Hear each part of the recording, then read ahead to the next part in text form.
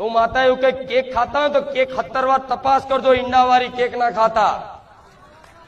એટલે તો મારા ધામમાં કેક બેક બધું લાવવાનું બંધ કર્યું. મારા દીકરાના જન્મદિવસ નિમિત્તે આ બધા કેકો લાવતા. 4 વર્ષ પહેલા કહી દીધું કોઈ કેક લાવવાની જરૂર નહીં. તો કે ના, આ તો ચોખ્ખી હિન્દુની બેકરીએથી કેક લાવે છે. તો એક જન્મદિવસે ચલાવ્યું અને બીજા જન્મદિવસ તો પટેલ. મેં માતાએ મારા દીકરાને કીધું તારા જન્મદિવસ મનાવવો હોય ને તો હું માતા કહું એટલું કર. મારા દીકરાને ખાલી હુકમ કર્યો કે દીકરા જન્મદિવસ કઈ રીતે ઉજવાય હું તને બતાવું.